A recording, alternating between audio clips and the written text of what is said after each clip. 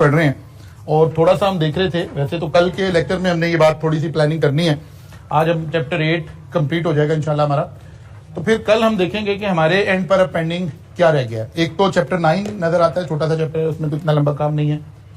Chapter 10 का हमें decision लेना है कि चैप्टर 10 आपने दोबारा पढ़ना है स्टैट, और या के क्या करना है उसको देखना है हमने थोड़ा सा।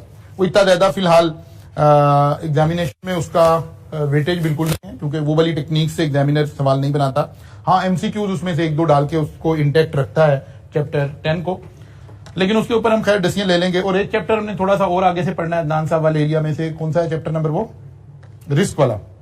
एक रिस्क का थ्योरेटिकल पार्ट है, एक रिस्क आपने न्यूमेरिकली किया है। कल खैर हम इस सारे के ऊपर इंशाल्लाह कल उसको बात करेंगे कि कैसे हमने लेकर चलना है। हम लोगों ने कल डिस्कस किया था जी रिसोर्सेज एंड कॉम्पिटेंसीज। रिसोर्सेज के ऊपर जब हम डिस्कशन कर रहे थे तो हमने देखा कि 4 तरह के रिसोर्सेज हैं जिससे हमें कैलकुलेशन करनी है। Human resource, physical resource, financial resource and intellectual capital. जाहिर है हम इन सारों का असल में तो क्या काम कर रहे हैं, हम वही स्वॉट एनालिसिस कर रहे हैं कि स्ट्रेंथ हमारी क्या है और वीकनेस हमारी क्या है। लेकिन हमने रिसोर्सेज को थोड़ा सा डिफाइन करना शुरू किया कि थ्रेशोल्ड रिसोर्स से क्या मुराद है, कि वो इन्हीं चारों का थ्रेशोल्ड क्या है, यानी ह्यूमन रिसोर्सेज का थ्रेशोल्ड क्या है। थ्रेशोल्ड से मुराद है कि मिनिमम रिसोर्स क्या चाहिए हमें, फिजिकल रिसोर्सेज का थ्रेशोल्ड क्या है, फाइनेंशियल रिसोर्सेज का थ्रेशोल्ड क्या है, इंटेलेक्चुअल कैपिटल का थ्रेशोल्ड क्या है, और अगर आप उससे ऊपर रहे तो फिर उसका नाम हमने रख दिया था यूनिक रिसोर्स। अगर आपके पास यूनिक रिसोर्स है तो ये आपकी स्ट्रेंथ बन जाएगा इन चारों एरियाज के अंदर। और अगर फिजिकल एसेट्स के अंदर आपके पास यूनिक रिसोर्स है, फाइनेंशियल आपके पास कोई यूनिक रिसोर्स है, इंटेलेक्चुअल कैपिटल में कोई यूनिक रिसोर्स है, तो ये आपकी ऑर्गेनाइजेशन के लिए स्ट्रेंथ के तौर पे काम करेगा। और अगर आप थ्रेशोल्ड पे खड़े हैं तो फिर ये आपकी मिनिमम रिक्वायरमेंट है, इससे नीचे खड़े हैं तो फिर ये आपके लिए थ्रेट बन जाएगा और आप इसको कंटिन्यू नहीं कर पाएंगे। ये सारी बातें कल हमने की थी। फिर हम पहुंच गए थे कोर कॉम्पिटेंसीज भी हमने कर ली थी। ओके, अब यही बात समरी रिसोर्सेज एंड कंपोनेंट्स, एक छोटी सी यहां समरी बनी हुई है कि आपके पास रिसोर्सेज के लिए आपको कैसे देखना है कि थ्रेशोल्ड है तो हम कहां खड़े हैं, resources needed to participate in the industry. इसका मतलब है इससे नीचे जाएंगे तो आप इंडस्ट्री से आउट हो जाएंगे।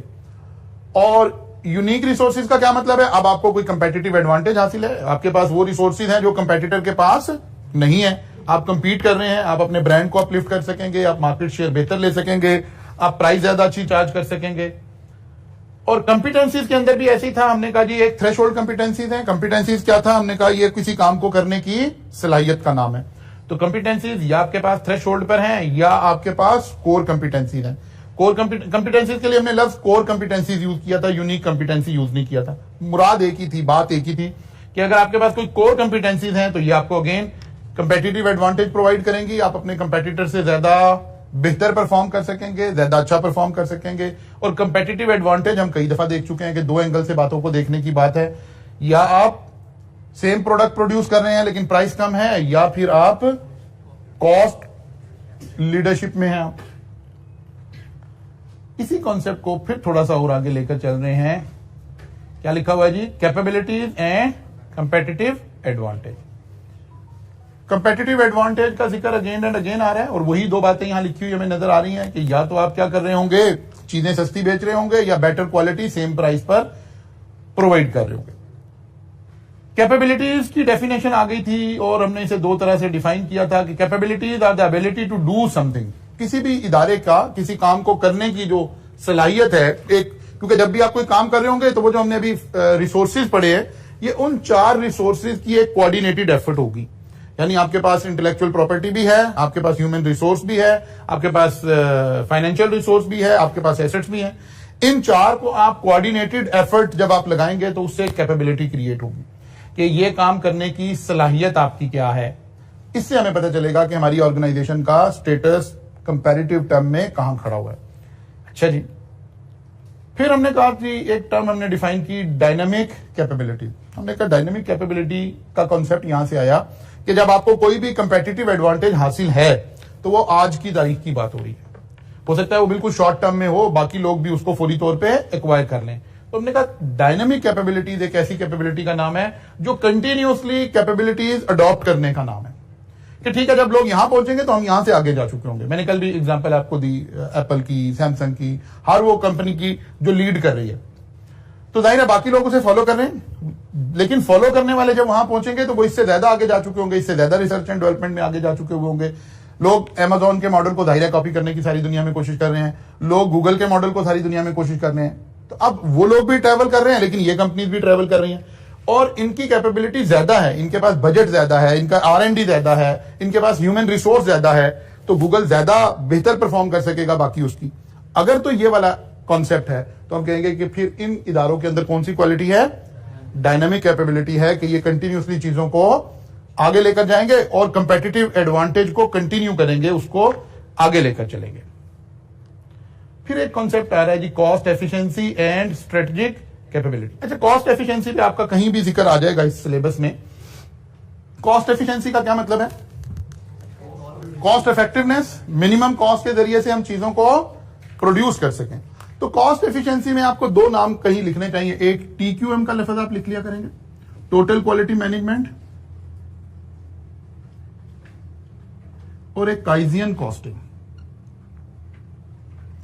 ये दो टर्म्स एग्जाम में अगर कॉस्ट एफिशिएंसी की बात करने की जरूरत पड़े तो हम ये दो टर्म कहीं kaizen, continuously reduce cost over time, ये कॉन्सेप्ट है असल में कॉस्टिंग के अंदर। अब जब आप कॉस्ट का पोर्शन पढ़ रहे हैं तो कॉस्ट में हमारे यहां जैपनीज ने बहुत ज्यादा काम किया हुआ है। ये टारगेट कॉस्टिंग है, लाइफ साइकिल कॉस्टिंग है, और कॉस्टिंग के बहुत सारे कॉन्सेप्ट ये हमें जैपनीज की तरफ से मिलते हैं। वहां के लोगों ने इन कॉन्सेप्ट को ज्यादा इंट्रोड्यूस किया। इन दोनों कॉन्सेप्ट का एक ही मतलब है, ये कहते हैं कि जो कॉस्ट रिडक्शन है ना, आपने आजकल वो एक एक्टिविटी बेस्ड कॉस्टिंग भी पढ़ी होगी कॉस्ट अकाउंटिंग के अंदर, ABC पढ़ी है कि नहीं पढ़ी? न्यू एडिशन अभी पढ़ाया नहीं है। एक्टिविटी बेस्ड कॉस्टिंग भी असल में क्या करती है, ओवरहेड्स की बात हो रही है आपकी उसके अंदर, ठीक है ना। ओवरहेड्स की कॉस्ट को एलोकेट करने के लिए एक्टिविटी बेस्ड कॉस्टिंग एक अपना कॉन्सेप्ट, पहले आप देखते हैं एब्जॉर्प्शन रेट निकालने का एक कॉन्सेप्ट आपने पढ़ रखा है। ये एब्जॉर्प्शन रेट को मॉडर्न तरीके से निकालने की बात करते हैं एक्टिविटी बेस्ड कॉस्टिंग। और ये कहते हैं कि जब आप कॉस्ट को एनालाइज करेंगे ना, डिटेल में उतरेंगे किसी भी कॉस्ट को, तो आपकी हर कॉस्ट दो हिस्सों में बट जाएगी, एक वैल्यू एडिड कॉस्ट और एक नॉन वैल्यू एडिड कॉस्ट।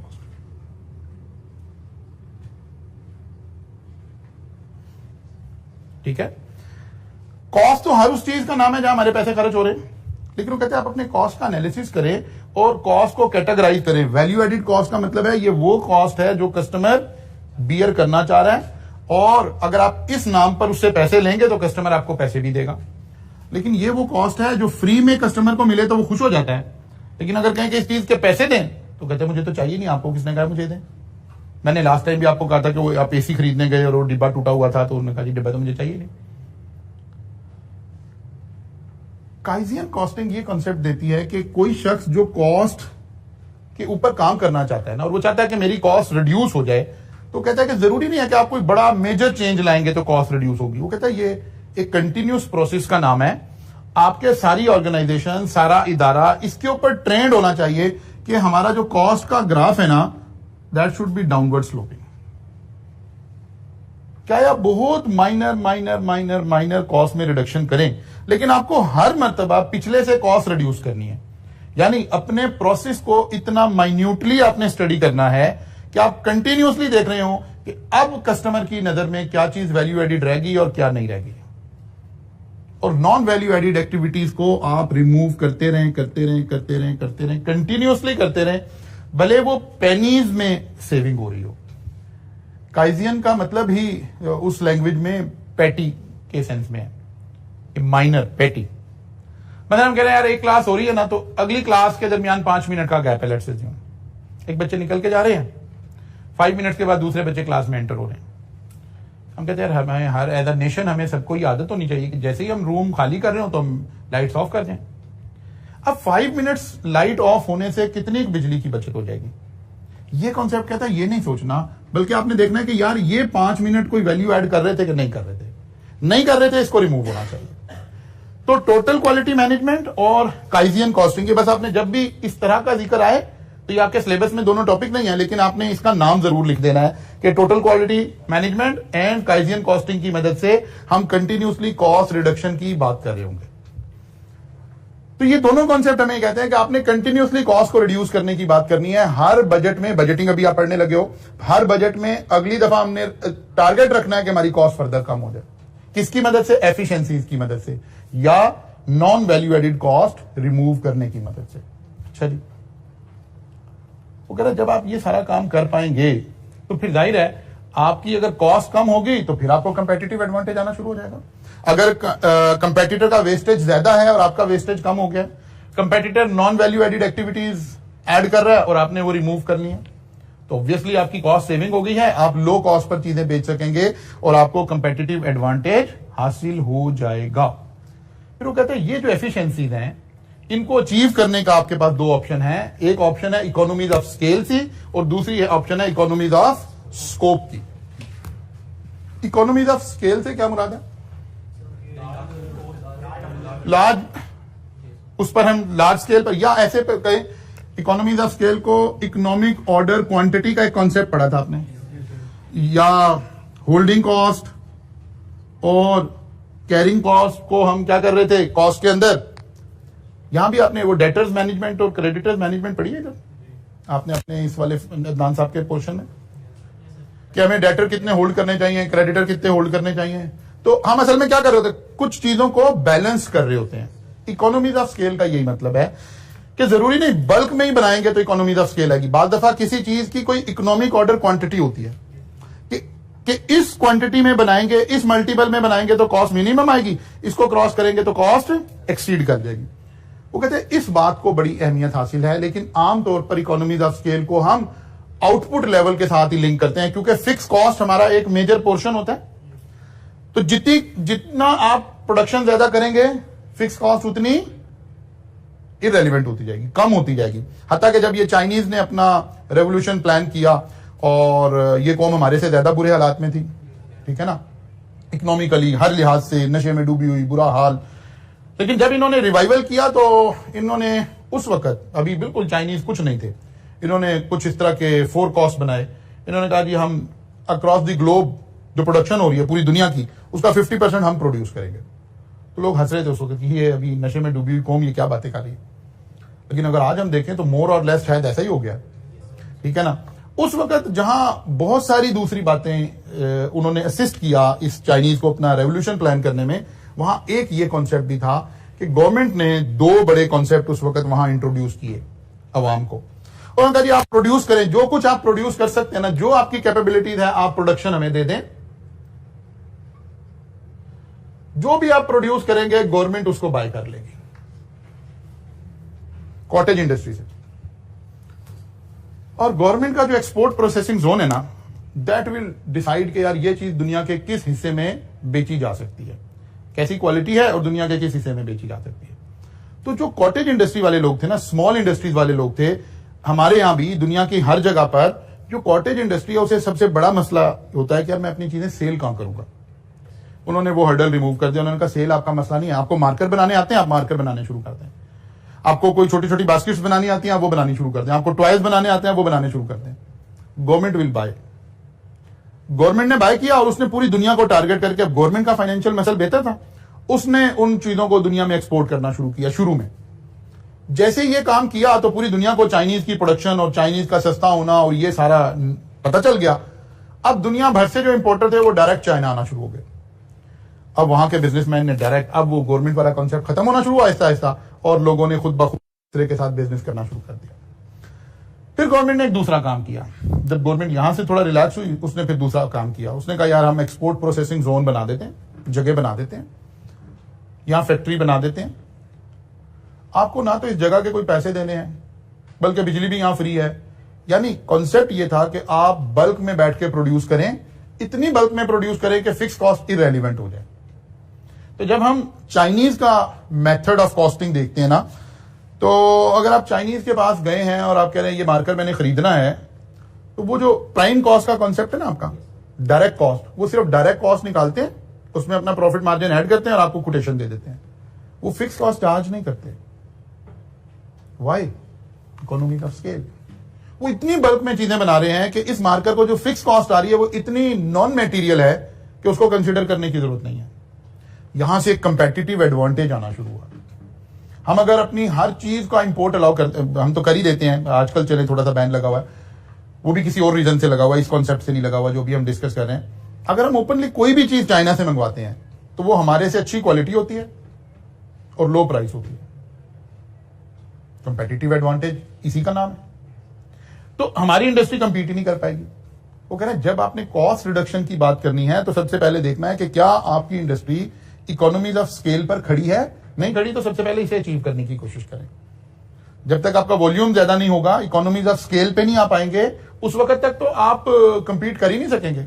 आपकी फिक्स कॉस्ट ही आपको मार लगाती रहेगी। एक छोटा सा किसी ने रेस्टोरेंट बना लिया और उस जगह का रेंट है लेट्स अज्यूम 60,000 रुपया।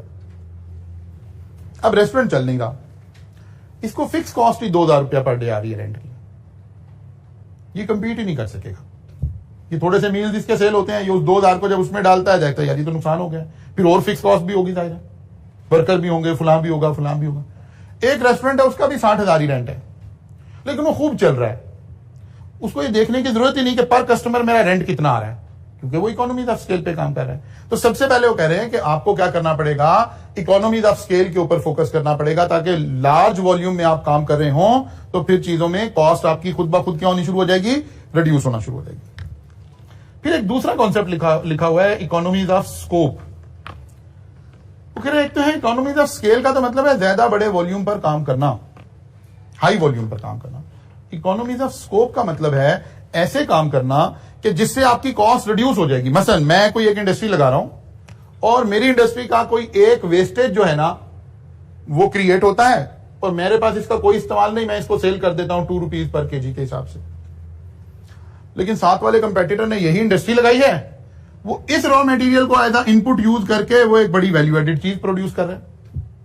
इसका मतलब है मैं इकोनॉमीज ऑफ स्कोप पे नहीं खड़ा हुआ, मैं फिर नहीं कंपीट कर पाऊंगा, बिकॉज वो इस चीज को जिसे मैं 2 रुपीज पर केजी सेल कर रहा हूं वो इसमें वैल्यू एडिशन करके यहां से प्रॉफिट कमा रहा है। अल्टीमेटली वो मेरे से ज्यादा प्रॉफिटेबल हो जाएगा, मैं फिर नहीं कंपीट कर पाऊंगा। इसका मतलब है अगर किसी इंडस्ट्री से जुड़ा हुआ कोई ऐसी प्रोडक्ट है, कोई ऐसा चीजें हैं कि जो आप अगर वो भी साथ काम करेंगे तो फिर आप ज्यादा बेहतर परफॉर्म करेंगे, तो फिर आप इकोनॉमीज ऑफ स्कोप के ऊपर खड़े हुए होंगे। जैसे हमारी शुगर इंडस्ट्री है, शुगर इंडस्ट्री के अंदर आपने शुगर बन गई, शुगर बनने के बाद एक वो बच जाता है शुगर का एक कंटेंट, वो शुगर को रिफाइन करते हुए उसको निकाल लिया जाता है और बाद में वो उसको एज वो आयरन का बड़ा अच्छा सोर्स होता है। राब उसको हम लोकल लैंग्वेज में उसको राब बोलते हैं, अभी इंग्लिश नेम मेरे ध्यान में नहीं आ रहा उसका।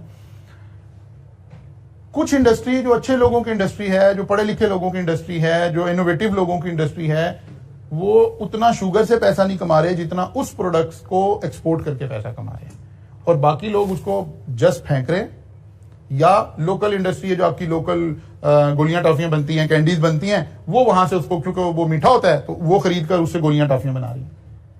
और जबकि दुनिया में वो एक बड़ा अच्छा सोर्स ऑफ एनर्जी है, आयरन का सोर्स है, तो जो जहांगीर तरीन टाइप वाले लोगों की शुगर मिल्स हैं, ये उसके एक्सपोर्ट से उतना पैसा कमा रहे हैं कि उतना शुगर से भी नहीं कमा रहे हैं।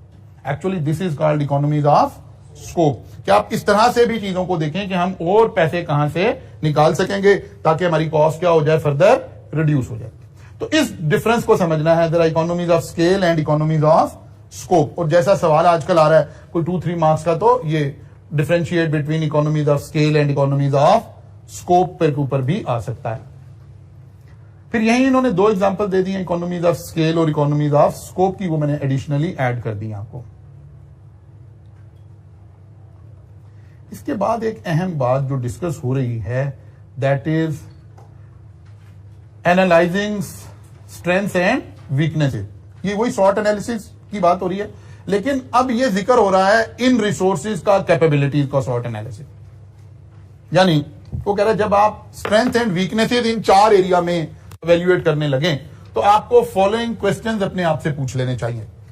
क्वेश्चन नंबर 1 क्या है जी, what are the resources of the entity. जिस एंटिटी का आप ऑडिट करने लगे हैं, सॉर्ट एनालिसिस करने लगे हैं, पहले पूछे उसमें कौन कौन से रिसोर्सेज हैं, किन हेड्स में, उन्हीं 4 हेड में। कौन कौन से जी? Human resources, financial resources, physical assets का रिसोर्सेज एंड इंटेलेक्चुअल। वो कहता है पहले तो ये पता करें कि जिस इंडस्ट्री के बारे में आप बात कर रहे हैं वहां कौन से रिसोर्सेज हैं भी कि नहीं है। Number 1, which of this resources are unique और स्पेशल। क्या हमारे पास कोई यूनिक या स्पेशल रिसोर्सेज हैं या हम थ्रेशोल्ड पे काम कर रहे हैं? तो अगर थ्रेशोल्ड पे काम कर रहे हैं तो फिर तो स्ट्रेंथ तो कोई नहीं है, लेकिन अगर आप थ्रेशोल्ड या उसके आसपास काम कर रहे हैं तो वीकनेसेस है कि बाकी लोगों के पास कोई यूनिक रिसोर्स है, आपके पास कोई यूनिक रिसोर्स नहीं है। Will requirement for resources change. और फिर ये भी देखें कि जिस इंडस्ट्री में आप काम कर रहे हैं क्या उसमें चेंजिंग एनवायरमेंट है, डायनेमिक एनवायरमेंट है, या बस ऐसे ही है, बिजनेस एनवायरमेंट स्टेबल है और उसी तरह ही चल रहा है। अब ये बात जो है ना, ये बड़ी सब्जेक्टिव मैटर है। मतलब हम आज से कोई 5 साल पहले जब यही टॉपिक पढ़ाते थे तो हम कहते थे कि स्टेबल एनवायरमेंट के लिए हम आमतौर पर एक एग्जांपल दे दिया करते थे कि ये जो ब्रिक्स बना रही हैं कंपनी, भट्टे जो ईंटें बना रहे हैं, this is a stable environment. कि आप देखें वो एक ईंट बन रही है सदियों से उसी तरह चलती जा रही है, चलती जा रही है, तो वहां कोई भी डायनेमिक एनवायरमेंट कोई नहीं है। ईंट बन रही है, भट्टे में पक रही है, आ रही है, इमारतें बन रही हैं। लेकिन आज अगर मैं ये एग्जांपल दूं तो मेरे अंदर से आवाज आएगी कि नहीं यार ये तो मैं ठीक बात नहीं कह रहा हूं। तो वहां भी चेंज आने शुरू हो गया है।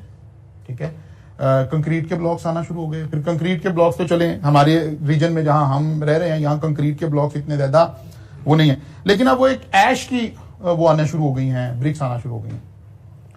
वो एक खास प्रोसेस से बनती हैं, वो भट्टे में पकती नहीं है। पहली बात तो ये, जब से ये आपके यहाँ अभी वो हुआ ना स्मोक का इशू और वो टेक्नोलॉजी, फिर जाहिर है वो जिसे हम कहते हैं ना जरूरत इजाद की मां है, तो जब हमारे यहाँ स्मोक के और ये वाले इश्यूज आने शुरू हुए तो वो टेक्नोलॉजी हमारे यहाँ भी आना शुरू हो गई कि ये क्या करते हैं, ये डिफरेंट इंडस्ट्रीज का जो जहां कोयला जल रहा होता है ना, वहां से कुछ एशेज कलेक्ट की जाती हैं उस इंडस्ट्री से, वो एज अ रॉ मटेरियल आता है और इन ईंटों को पकाया नहीं जाता बल्कि ये कंपैक्ट करके खास प्रोसेस के जरिए, छोटी सी मशीन होती है, इसका भट्टा लगाने के लिए ये रूम काफी है, बस इतनी सी मशीन होती है, उसके ऊपर ईंटें बन रही होती हैं और इनकी स्ट्रेंथ ज्यादा अच्छी है, इनकी क्वालिटी ज्यादा अच्छी है, इनकी जाहिर ये एक डाई के अंदर बन रही है, ये सब बिल्कुल एक जैसे साइज की हैं। फिर इसमें ये वाले जो मसाइल हमें आते हैं, ये जो फंगस लगने के जो मसाइल आते हैं, जिसे शोर और इस तरह के ये जो मसाइल आते हैं, जमीन में ये होता है, वहीं से बनना शुरू होता है। अब इसका क्योंकि सोर्स ही जमीन नहीं है तो आप एक दफा पेंट कर देंगे तो पेंट आपका साल साल चलता रहेगा। नहीं, बिल्कुल कर सकते हैं जी। वो और डिफरेंट उसके अंदर सोर्सेज हैं, वो रेडीली अवेलेबल मटेरियल है।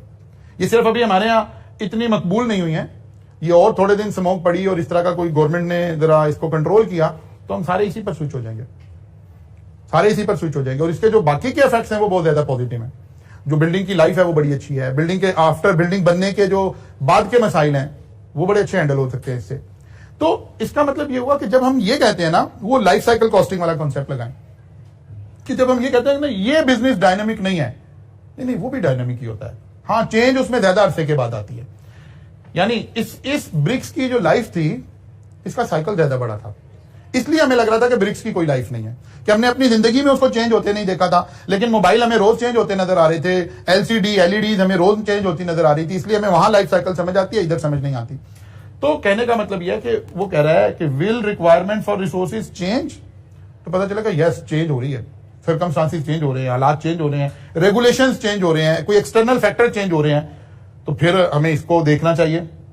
How are the resources used. एक ऑर्गेनाइजेशन है उसके पास रिसोर्सेज तो बड़े यूनिक है लेकिन वो यूज नहीं करती है, तो क्या कोई कंपेटिटिव एडवांटेज आ रहा है? कोई नहीं आ रहा। खाली रिसोर्सेज होने से तो कुछ हासिल नहीं होगा। और ऐसी ऑर्गेनाइजेशन का नाम सोचिए जिसके पास रिसोर्सेज बहुत अच्छे हैं लेकिन उसको यूज नहीं कर रही है प्रॉपरली। पाकिस्तान इट्सेल्फ, गवर्नमेंट के मतलब गवर्नमेंट तो चले, वो चलाने वाले लोगों का नाम है ना। पाकिस्तान एक ऐसी ऑर्गेनाइजेशन है जिसके पास हर तरह के रिसोर्सेज अवेलेबल हैं। मतलब अगर हम अपना ऑयल ही एक्सट्रैक्ट करने लगे तो हम दुनिया के सबसे मेजर ऑयल प्रोड्यूसिंग कंट्रीज में शुमार हो सकते हैं।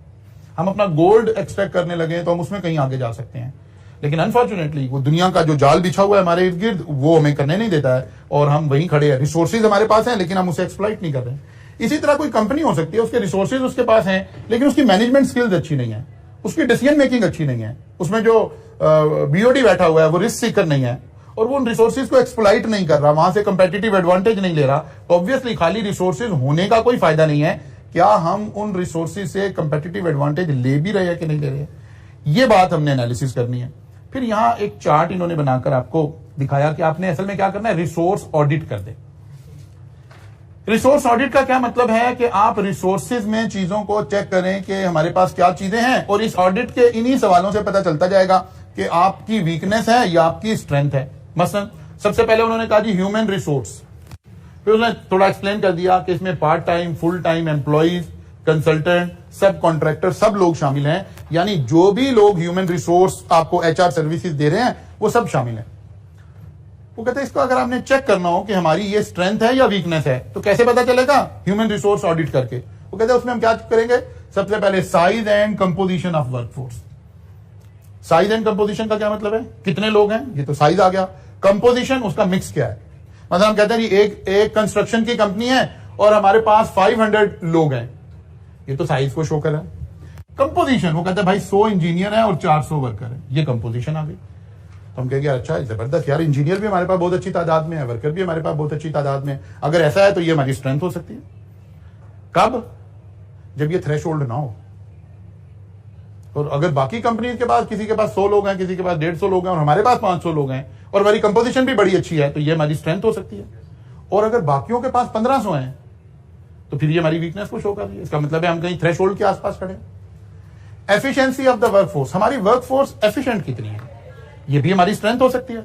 मतलब हम कंस्ट्रक्शन कंपनी है, हम कहते हैं हमारे पास ऐसी लेबर है, हमारे पास ऐसे मिस्त्री हैं कि आमतौर पर, मैं ऐसे रफ बोल रहा हूं बातें, आमतौर पर एक मिस्त्री एक दिन में 500 ब्रिक्स इस्तेमाल करता है, यानी 500 ईंटें से दीवार बना देता है। लेकिन हमारे पास ऐसे मिस्त्री हैं वो 700 ईंटें इस्तेमाल करते हैं, तो हमारी ज्यादा एफिशिएंट लोग हैं, हमारी कॉस्ट कम आ रही होगी, ये हमारे लिए कंपेटिटिव एडवांटेज हो सकता है। और अगर अदर वे राउंड है तो फिर ये हमारी क्या बन रही होगी, वीकनेस बन रही होगी।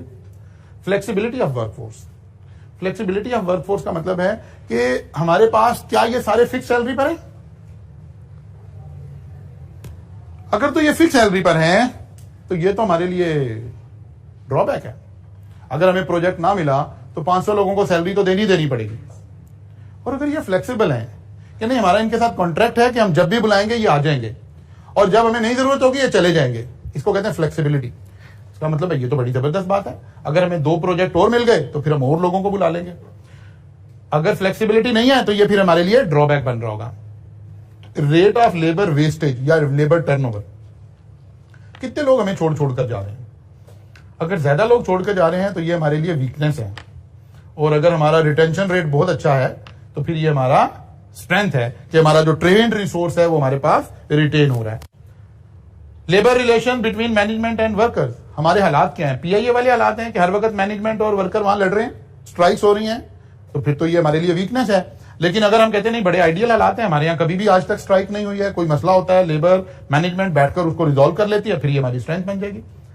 स्किल, एक्सपीरियंस, क्वालिफिकेशंस, अगर ये थ्रेशोल्ड से ऊपर है सारी चीजें तो हमारे लिए बड़ी जबरदस्त बात है। और अगर ये सारी चीजें हमारी स्किल, एक्सपीरियंस, हमारे क्वालिफिकेशन थ्रेशोल्ड लेवल पर खड़ी हैं तो फिर हमें सोचना चाहिए, फिर हमारे लिए थोड़ी सी प्रॉब्लम आ गई। एनी पर्टिकुलर एक्सपर्टाइज, कोई खास एक्सपर्टीज हमारी लेबर के पास है, बाकियों के पास नहीं है, तो ये तो बड़ी जबरदस्त यूनिक सेलिंग फीचर हो सकता है हमारा। और अगर बाकियों के पास है और हमारे पास नहीं है तो फिर ये बहुत बड़ा ड्रॉबैक हो सकता है। लेबर कॉस्ट, सैलरी, वेजेस, इस तरह की चीजों से हम एचआर का ऑडिट कर रहे होंगे। ऑडिट से मतलब है देख रहे होंगे कि हमारी स्ट्रेंथ्स क्या है और हमारी वीकनेसेस क्या है। फिर इसी तरह मैनेजमेंट के एरिया में घुस जाए, size of the management team, कितने लोग हैं, हिस्टोरिकल परफॉर्मेंस, इस कंपनी की हिस्टोरिकल परफॉर्मेंस क्या है। उधर आप सी लॉ में और बाकी सब्जेक्ट्स में इस तरह की चीजें पढ़ते हैं कि हम 5 साल की पीछे परफॉर्मेंस कंपनी की बता रहे होते हैं, जो फाइनेंशियल। और अगर आप किसी लिस्टेड कंपनी की परफॉर्मेंस उठाए ना, मसलन चलो मालकों की कंपनी उठा लें, फौजी फर्टिलाइजर की जाके आज निकाल लें, एफएफसी, ठीक है, तो फौजी फर्टिलाइजर की लिस्टेड कंपनी है क्योंकि इसकी आपको बैलेंस शीट मिल जाएगी, फाइनेंशियल स्टेटमेंट मिल जाएंगे 2021 के 22 तो अभी क्लोज हुआ है, तो वो आप डाउनलोड कर लें पीडीएफ के अंदर, तो आपको वहां पिछले 5 साल की हिस्ट्री नजर आ रही होगी कि अर्निंग पर शेयर कैसे इंक्रीज हो रही है, सेल कैसे इंक्रीज हो रही है, बाकी चीजें कैसे इंक्रीज हो रही हैं। अगर ये इंक्रीज हो रही हैं तो ये मैनेजमेंट की स्ट्रेंथ शो हो रही है ना। और अगर किसी कंपनी में कॉन्स्टेंटली ये डाउन आ रही है, पीआईए की उठा लें, तो फिर ये कॉन्स्टेंटली डाउनफॉल नजर आ जाएगा आपको, तो पता चलेगा कि यहां की मैनेजमेंट अच्छी है और यहां की मैनेजमेंट बुरी है। तो ऐसे हमें historical performance of the management पता चलेगी कि मैनेजमेंट ने कैसे परफॉर्म किया, तो यहीं से पता चलेगा स्ट्रेंथ है या वीकनेस है। स्किल्स ऑफ द मैनेजर अगर हमारे स्किल्स वाले हैं तो जाहिर है हमारी स्ट्रेंथ है। Nature of management structure, the division of authority and responsibility. Nature of management structure, management structure दो तीन तरह के होते हैं। एक को हम कहते हैं ब्यूरोक्रेटिक स्टाइल ऑफ मैनेजमेंट, एक को हम कहते हैं फंक्शनल ऑर्गेनाइजेशन, एक को हम कहते हैं डिविजनल ऑर्गेनाइजेशन। आमतौर पर बड़ी ऑर्गेनाइजेशन डिविजनल स्ट्रक्चर में खड़ी होती हैं। डिविजनल स्ट्रक्चर से हमें फायदा होता है कि हर डिवीजन की परफॉर्मेंस अलग अलग निकाली जा सकती है, ठीक है ना। मसलन केएनएन की एग्जांपल ले लेते हैं। केएनएन समझता है कि यार मेरे दो मेन कस्टमर हैं, एक डोमेस्टिक कस्टमर है और दूसरे कमर्शियल कस्टमर है। डोमेस्टिक कस्टमर में आप हम सारे बैठे हैं, हमारे घरों में जो नगेट्स और जो बाकी केएनएन की प्रोडक्ट्स यूज हो रही है, और केएफसी के अंदर, मैकडोनल्ड के अंदर, पिज्जा हट के अंदर जो केएनएन की प्रोडक्ट यूज हो रही है वो इसके कमर्शियल कस्टमर है। एक मैनेजमेंट स्ट्रक्चर ये है कि हम कहें यार हमने केएनएन की as a whole profit calculate करना है, कंपनी ने क्या कमाया, इसको कहते हैं फंक्शनल स्ट्रक्चर। एक है कि नहीं यार हमने देखना है डोमेस्टिक से क्या कमाया, इससे क्या कमाया, इसको कहते हैं डिविजनल स्ट्रक्चर। या जैसे होंडा की एग्जांपल है, आप फर्ज कर लें होंडा की 5 गाड़ियां आपकी कंट्री में है, तो अगर हम हर गाड़ी की अलग अलग प्रॉफिटेबिलिटी कैलकुलेट करना चाह रहे हो तो इसको क्या कहते हैं, डिविजनल स्ट्रक्चर। और अगर होंडा एज अ होल देखना चाह रहे हो तो इसको क्या कहते हैं, फंक्शनल स्ट्रक्चर। अच्छा जी, फिर आ गया जी raw material cost as a percentage of total cost. आपकी रॉ मटेरियल कॉस्ट कितनी है, ये बड़ी अहम बात है। वो इंडस्ट्रीज जिसमें रॉ मटेरियल की कॉस्ट बड़ी मेजर कॉस्ट है, इसका मतलब है उनका रिलायंस इनपुट मटेरियल के ऊपर ज्यादा है। अगर उसकी प्राइस बढ़ गई, अगर उसकी अवेलेबिलिटी कम हो गई, अगर कोई और प्रॉब्लम आ गई तो ये इंडस्ट्री ज्यादा प्रॉब्लम में चली जाएगी। और कुछ इंडस्ट्री है जिसकी कॉस्ट जो है ये वाली कॉस्ट कम है, तो इसका मतलब है उनका रिलायंस इन चीजों के ऊपर रिलेटिवली कम है। सोर्सेज, सप्लाई, ये वो सप्लाई चेन पीछे वाले टॉपिक को भी ध्यान में लें। कहां से मटेरियल खरीद रहे हैं, अच्छा जी इंपोर्ट कर रहे हैं, अगर इंपोर्ट भी बैन हो गया तो क्या होगा, किसे माल खरीद रहे हैं, कहता जी एक ही बंदा है, कहते हैं तो आपकी पोजीशन बड़ी वीक है, फिर उसकी तो पोजीशन बड़ी हाई है। तो ये देखना है कि कहां से खरीद रहे हैं, कितने सप्लायर हैं, ताकि हमें पता चले कि हमारी पोजीशन बेहतर है या सप्लायर की पोजीशन बेहतर है। तो जाहिर अगर हमारी बेहतर होगी तो स्ट्रेंथ बन जाएगी, सप्लायर की बेहतर होगी तो वीकनेस बन जाएगी। अवेलेबिलिटी, क्या ऐसा तो नहीं है कि रॉ मटेरियल ही नहीं मिलता, आप ऐसी इंडस्ट्री में काम कर रहे हैं, नहीं वो कहते हैं रॉ मटेरियल जितना कहेंगे मिल जाएगा, इसका मतलब है हम बेहतर है। और अगर रॉ मटेरियल की अवेलेबिलिटी प्रॉब्लम पड़ जाती है तो फिर तो हम बड़ी मुश्किल में है। फ्यूचर प्रोविजन, इस तरह की कोई फ्यूचर में क्या चेंज आने वाली है, कोई स्केसिटी तो नहीं क्रिएट होने वाली, कोई मटेरियल शॉर्ट तो नहीं होने वाला, वेस्टेज कितनी है, इस तरह की चीजें हैं। फिर non current assets, non current assets क्या थे हमारे, सारी प्रॉपर्टी, प्लांट, इक्विपमेंट। अब सबसे पहले तो देखना पड़ेगा कि वो हैं क्या इस इंडस्ट्री में।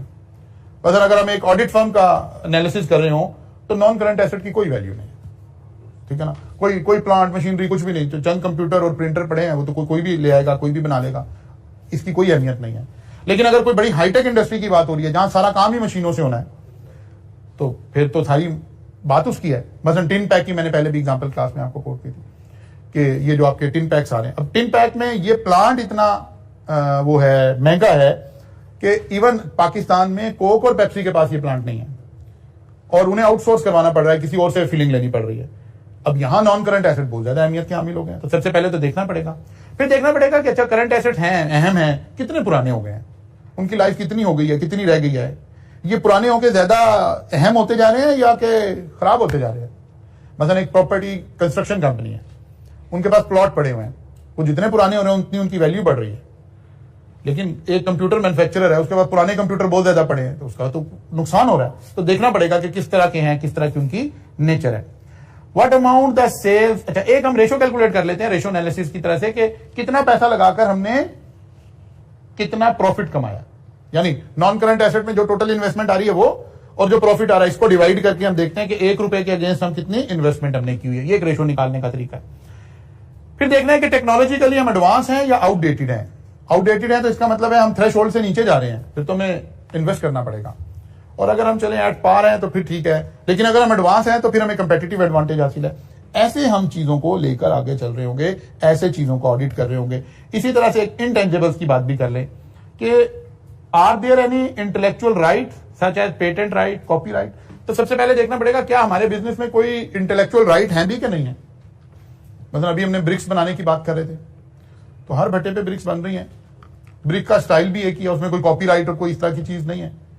लेकिन बहुत सारी जगहों पर ये बड़ी अहम बात होगी कि आपने एक सॉफ्टवेयर बनाया, आपने उसे लाइसेंस करवा लिया है, आपने कोई डिजाइन बनाया, आपने उसका पेटेंट ले लिया, आपने कोई फिल्म बनाई है, उसके कॉपीराइट्स ले लिए, तो फिर तो उस इंडस्ट्री में तो इसकी बड़ी अहमियत है।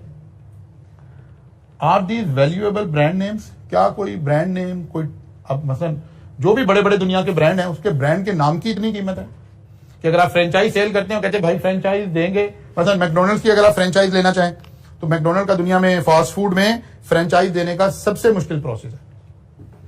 वो सबसे पहले तो कहेंगे अच्छा जनाब किसने फ्रेंचाइज देनी है, आपने लेनी है। अच्छा जी आप फास्ट फूड का बिजनेस करना चाहते हैं, आप आ जाना 1 साल के लिए हमारे पास अमेरिका, वहां हमारा एक कॉलेज है, वहां आपकी ट्रेनिंग होगी पहले 1 साल, फिर अगर आप क्वालिफाई करेंगे तो फिर आपको हम लाइसेंस देंगे।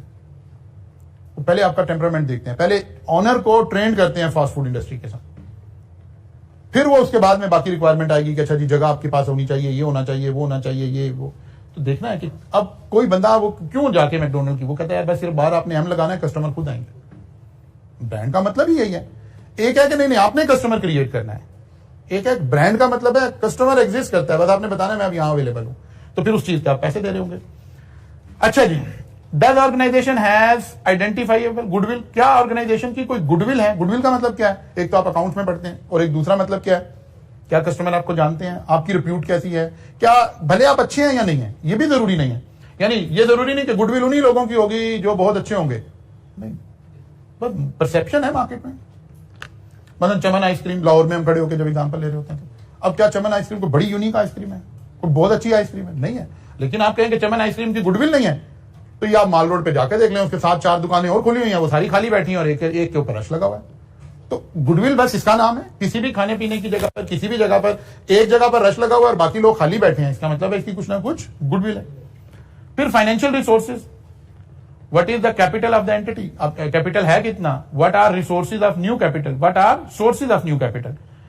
कैश फ्लो स्टेटमेंट कैसी है, कैश फ्लो कहां खड़े हैं। मसलन इसके अंदर हमें चाहिए, होंडा की एग्जांपल लें कि जो हमारे मुल्क में, पाकिस्तान जैसी कंट्री के अंदर ऑटोमोबाइल इंडस्ट्री, इनके फाइनेंशियल रिसोर्सेज बहुत अच्छे हैं, दुनिया में कहीं ऐसे नहीं है, ठीक है ना। होंडा दुनिया के हो सकता है 50 मुल्कों में और काम कर रही हो, लेकिन बाकी होंडा में ऐसे नहीं है जैसे पाकिस्तान के होंडा में, बिकॉज यहां पे चीजें पहले बुक होती हैं, आप 50% ऑफ द प्राइस पहले पे कर देते हैं।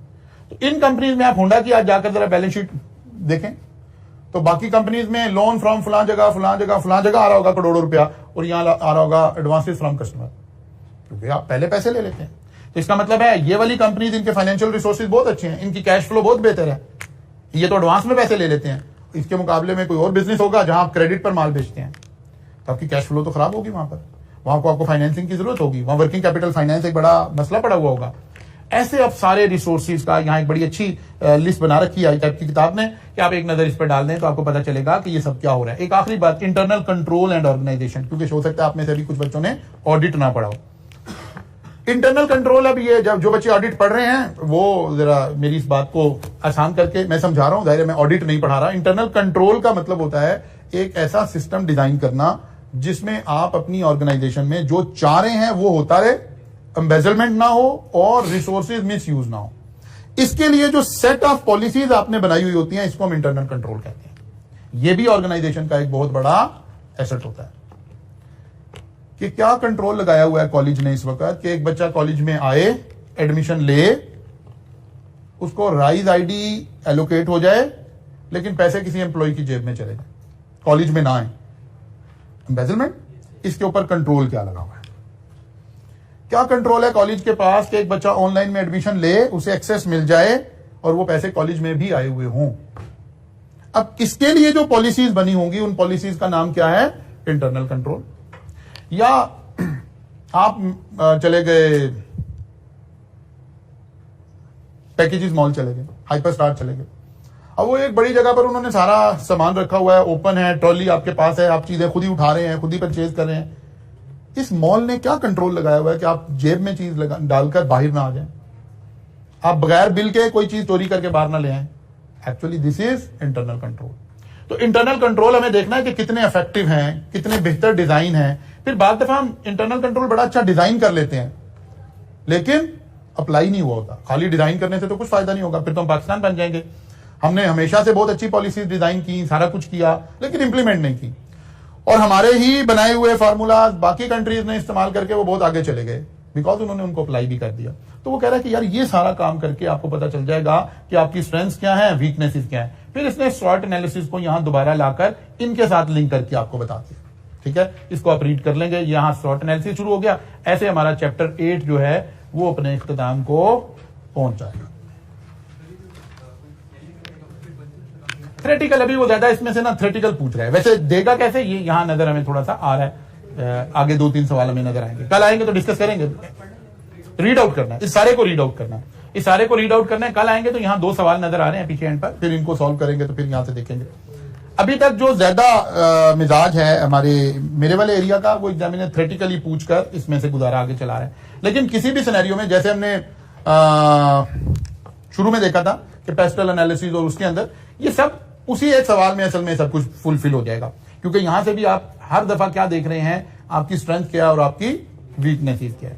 तो कल एक आधा सवाल करेंगे इसके ऊपर इंशाल्लाह क्वेश्चन 8 चैप्टर 8 के एतबार से, फिर आपको थोड़ी सी वो बात भी क्लियर हो जाएगी। कल मुलाकात होगी, यहां से आगे चलेगी। लेकिन इसको रीड कर लें सबसे पहले। आप कल जब आए तो ये आपने सारा रीड कर लिया हुआ।